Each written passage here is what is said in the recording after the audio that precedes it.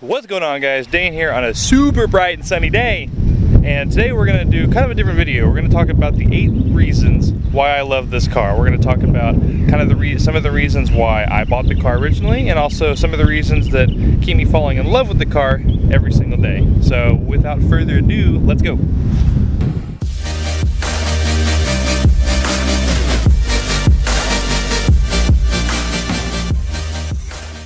So first order of business, guys, this is the 8 things I love about this car, and I'm sure most of you guys, if not all of you guys, know who RP Productions is. If you don't, I will put the link to his channel in the description where we did the 8 things we hate about this car, so make sure to check that video out as well.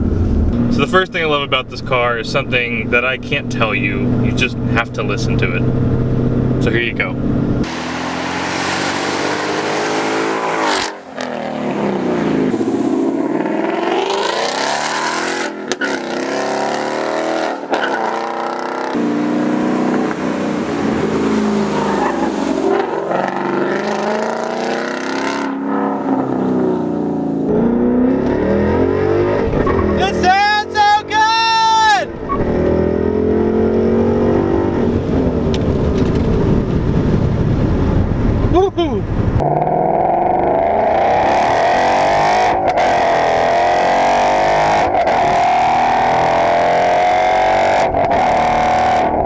So for those of you guys that don't know what exhaust I have on this car, it's a SVE X pipe and a Roush axle back. I made a separate video on the whole exhaust if you want to go check that out. It's not a super special setup by any means, but God, does it make a good noise!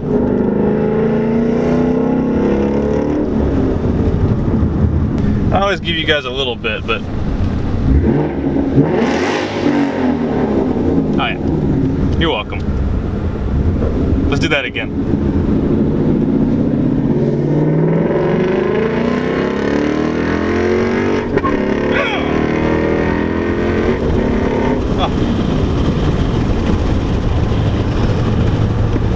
Yep, that's good. That's a good thing about this car. The second thing that I love about this car has got to be the rear suspension. I know the introduction of the IRS in 2015 makes a lot of the purest skin squirm, but you cannot deny that it's really, really good. The car feels so much more composed now than it used to. It doesn't feel as skittish and jittery. I remember in my 2012 that if you're going over any kind of on-ramp or any circle and you hit any kind of bump, the whole back end would just dance. And that's not something that you want in a car. At least I don't think. And not to mention the ride quality on it too. The car is so much more comfortable now with this independent suspension on. Now granted, I'm on stock suspension still, so obviously it's probably going to get a lot more firm once I lower it, but stock for stock, it feels a lot better than my old car did. Did I mention it's got an exhaust?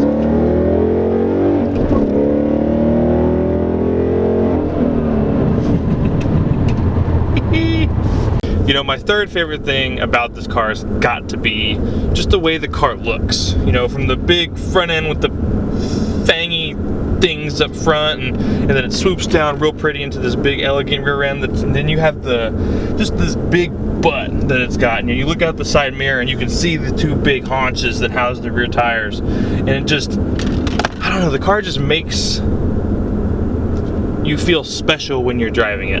Don't know if that makes sense, but just the lines of the car make you feel like you're driving something special. You know, you've got this big long hood up front that I made longer by putting stripes on it, that you can just know houses, you know, an angry little monster inside of it.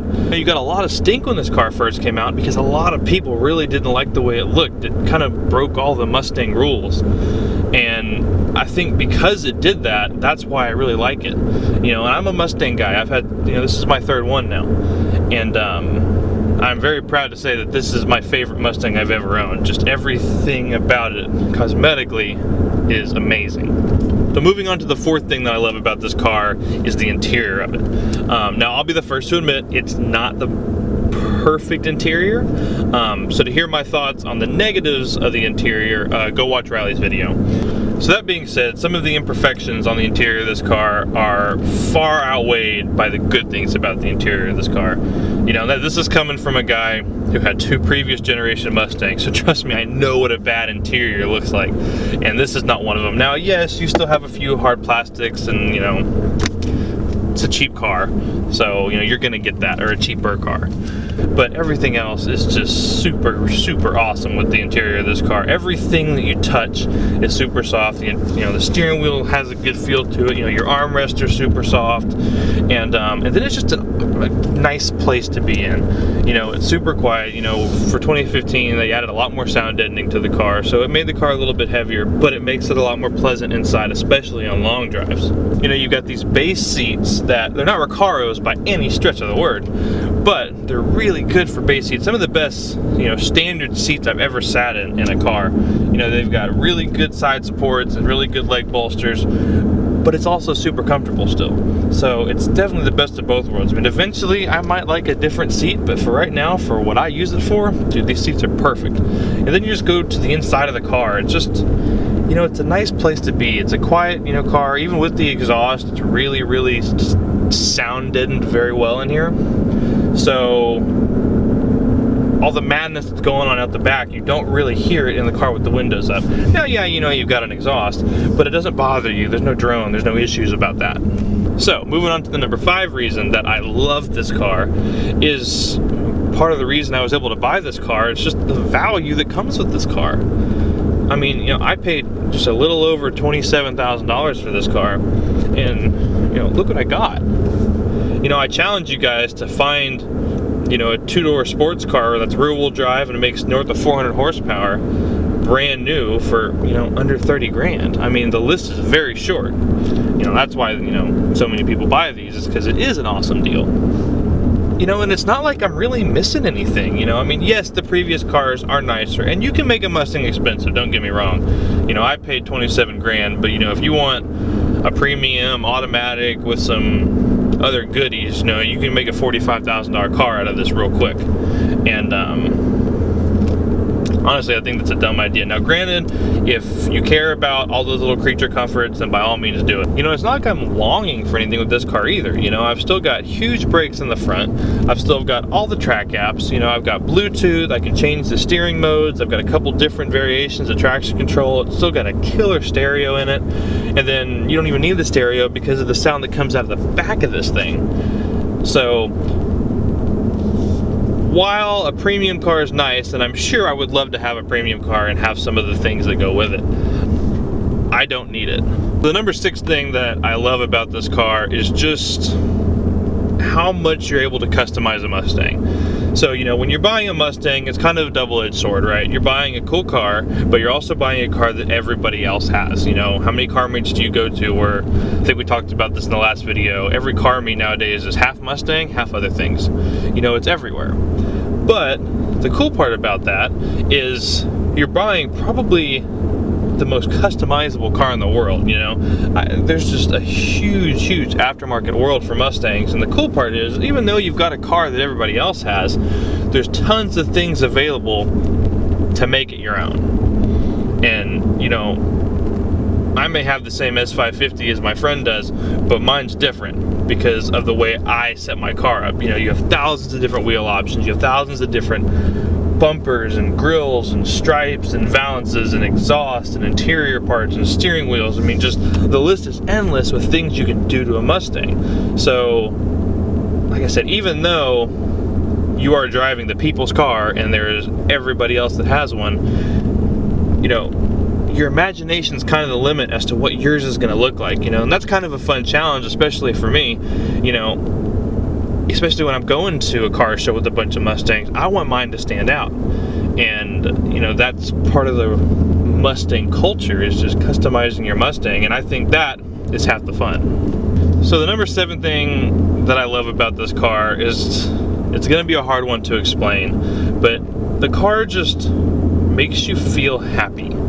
You feel like you're driving a special car. Just like I said, the way how you look out and you can see the car, and just where you sit, the driving position's dang near perfect, and just the noises the car makes and the characteristics of the car really make you fall in love with the car.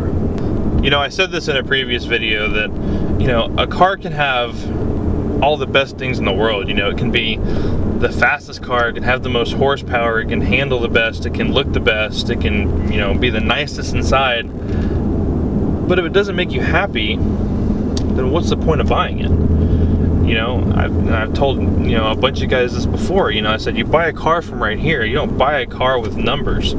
So, and that's what this car does for me. You know, this car, you know, gives me that fizz. You know, it's got that X factor that it's hard to find in other cars. And I know everyone's gonna find it in a different car because not everybody has my same taste. But, you know, this probably isn't great consumer advice, but that's probably one of my favorite things about this car, is that, you know, I get in this car every day and it just makes me smile endlessly. You know, and that's the kind of car you should find. You know, it doesn't matter what kind of car it is, be it, you know, muscle, import, you know, it doesn't matter. You know, as long as you get in that car every day and you smile because that car makes you happy, that's the car you need to buy. And that's what this car does for me. So that's why that makes my list, is because this car gives me a feeling like no other car has. And that's a reason why I will probably never, ever get rid of this car. And it's also a reason why any shortcomings this car has mean almost nothing to me because of how this car makes me feel. So, the number 8 thing. I saved this one for last. I'm excited about this one because it's the best thing on the car, for sure. It's there, and it's there, and it's there and there. Y'all, the car's got blinkers on the hood. And it's the coolest thing in the world. Never mind that I can't see the passenger one. Every time I indicate left, makes me happy. I'm gonna drive the rest of the way home with the blinker on like good old man now, just so I can look at that little orange rectangle just blinking away on my hood. Yep, I still like it. And you know the best part about that blinker right there is there's one on the other side.